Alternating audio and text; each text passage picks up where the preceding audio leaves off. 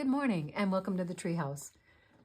Today is Friday, September 20th, and we're going to be doing a reading for the collective with the Centennial deck for what would be helpful for us to know, think, and do. So if you have been watching the channel this week, there has been a feeling of a continuous reading over those previous 4 days in particular. And so this morning when I shuffled the cards, I asked in particular for us to start a new page and to see if we can have something that is particular for just today. It gets a little heavy, I think, when we start doing consecutive day readings. And so that is my intention this morning as I lay out these cards, is for us to start a new chapter with a reading that is just strictly for today. So again, this is a collective reading. So take what resonates for you and leave the rest. If you have a particular question, you might have that in mind as I lay out these cards. So this is what would be helpful for us to know today. This is what would be helpful for us to think today. And this is what would be helpful for us to do today. And it is Friday, so we are looking at the weekend coming up. And there is our Merriweather card. Okay, so what would be helpful for us to know today? That we have completed our cycle. And the first thing that comes to mind is, okay, is this another comment on what we have been reading for these previous days? And perhaps it is. To know that we are done with that cycle. And that's how I would read this. And so let's go forward looking at these cards as if this is a new day, which of course it is. This is what our challenge for today is, and that is the crossroads of the Two of Swords. Positive way of looking at this cards has to do with the fact that she has blindfolded herself. She's sitting on her stool and she's listening to the waters of emotion behind her, able to defend herself if that is necessary, and she's under an eclipsing mood, which we had previously this last week. And the energies of the eclipse are pretty powerful. And so again, I direct you to the astrologers out there and see kind of how that day went for you when you can get some of the wisdom about what it is that happened during the eclipse. And what would be helpful for us to do today? And we have the Emperor. And the Emperor is the guy that's in charge. He's got the structure. He's got the last say. Here's what we're doing today. He is ultimately not responsible to talk to anybody. He is the sum total of all four of the kings. He's got it all. Now, the upside is that he has the power to do whatever it is that he wants. The downside is he tends to be a little heavy-handed. So sometimes the Emperor can elicit the feelings of the shot caller, that if you don't do what the Emperor wants, you're going to get a little bit of a zap. So at this point, we're going with you get to say what it is that you want to do. And this card is, you get to know what it is that you want. And this is the card of, yep, that's over, we're moving on. So let's look at the clarifiers for the world. And here comes our Ace of Pentacles again, and cards again that we've had earlier this week. So at the end of the world is a new opportunity, and this may be a totally new opportunity, or maybe it is that old opportunity revisited with some new wisdom about it, and that's possible. But for this morning, we're just going to say that at the end of any cycle, there is going to be a new opportunity. This one has a little effort required if you decide to take it, and it is going to require you to be, or me to be, both of us to be, in a healed place. That's the Caduceus up there, which is the old Greek symbol of healing and health. And so perhaps we're being given an opportunity to start this project again from a healed place, which is really what we asked for yesterday.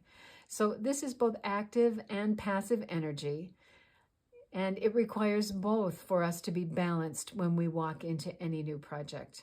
So we now have two twos, which is a crossroad, which is a decision, which is a considered place before we move ahead. We have to really think about what the consequences are going to be. And that is what she's also thinking about here. If I do this, then that.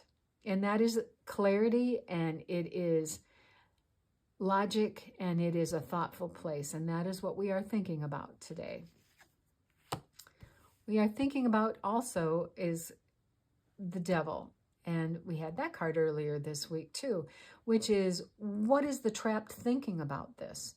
These two people are chained to the devil's throne by chains that are very loose, that they can remove themselves. So this is negative thinking about whatever this is. This is also the inverse card to the card, the Lovers, in the Major Arcana. If you look at those cards, they look very, very similar. And it is making a choice that you don't have a choice.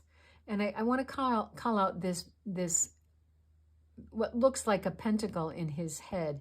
And it is a pentagram, and it is turned on its head. It is, the point is pointing down, not pointing up. And so that is a symbol for carnal desires. And so this trapped thinking can be something that is an old way of thinking about things that does not serve us. So that's kind of what that card can be about. And the other clarifier for what we're thinking about is just how hard this is going to be. That Ten of Wands is a burden. And so as we're making our decision in clarity and in logic, we are remembering that we can be subject to trapped thinking, and that whatever this is really going to be a heavy load. And that's a good thing to do before we decide whether we're going to do something or not. How heavy is this going to be? And is it something that we really, really want to take on? So in the do category, we've got the Emperor, who has the last word on what we are going to do. And he's being clarified by the Page of Wands, which is a really positive card, and the Nine of Wands. So we've got lots of wands here. The Page of Wands has, just look at him looking at that wand. This is enthusiasm. This is excitement. This is about something new. This is about imagination. And perhaps that is what our Emperor is telling us, is this is what we need. We need something that's got some possibility and some life, because we are still, with this Nine of Wands, a little bit afraid. We have worked really hard to get to this place. We have come through the war. We are bandaged. We are defended. We're like waiting for the other shoe to drop.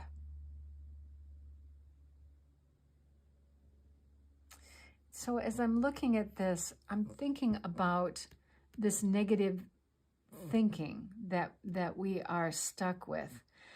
And sometimes we just have to take the bull by the horns. Look, there's horns in this one too. The Emperor card in the astrology is Aries, which is the initial sign in the zodiac, full of fire, and we're just going to go ahead and do this. The wands are also the cards, it's the suit of fire as well. And so while we are thinking about things here in logic and clarity, we also recognize that we have old patterns of behavior that do not serve us. And when we use those old patterns of behavior, the load gets really heavy. And so as we're thinking about this, what do we want to do? We have to remember that we need imagination and enthusiasm to move ahead.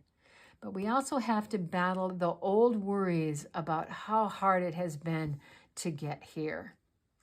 And so maybe there is some protection that we need to put in place, some boundaries that we need to put in place in order to move ahead with this project, something that tempers our enthusiasm. But we certainly have the capacity to move ahead into a new project here.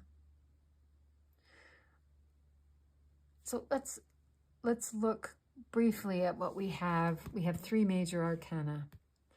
We have three wands, we have a sword, we have a cup, and we have a pentacle. So we've got all of the energies here, but they seem to be circling around, I hate to say it, but it seems to be circling around that same opportunity that we have. So let's see what Meriwether has for us. And there is our second pentacle in this reading. So the fours are cards of stability, and so you can look at and see how similar these two cards are. The Four of Pentacles is the only minor arcana that has the crown, that is wearing a crown. And he's got his feet firmly planted in his resources. He has a hold of his heart, right? He's got a hold of the resources of his emotions, and he's also got the resources of his brain power, his intellect, his wisdom, his clarity. He's got a hold of that. So you've got everything that you need here. But it seems that we need to hold some boundaries in place as we pick up our imagination to move forward with this project. The thinking has to do with not getting bogged down in this being a burden. This is the imagination. This is the fun. This is the good stuff. But our thinking can really trap us when we are ready to do something new. This is new. We've finished that cycle, and that's what we need to know. That cycle has been finished. The opportunity is going forward. We have an opportunity to heal here as well as we move into this cycle a second time. We've got what we need. We just need to harness this old pattern of thinking and coming from a perspective that it is a burden. Hold it lightly with our imagination. Erect whatever boundaries we need to protect ourselves and make it so, as Jean-Luc Picard would have said in the Next Generation. Make it so. We've got everything that we need to do it. So that's what I'm going to call this, is Make It So. And if this reading was helpful, please like, share, and subscribe. And remember that it is for the collective, so something here is probably going to resonate for you, and I hope that that's true. So I invite you to come back again tomorrow for another View from Above reading here at the Treehouse. Blessings.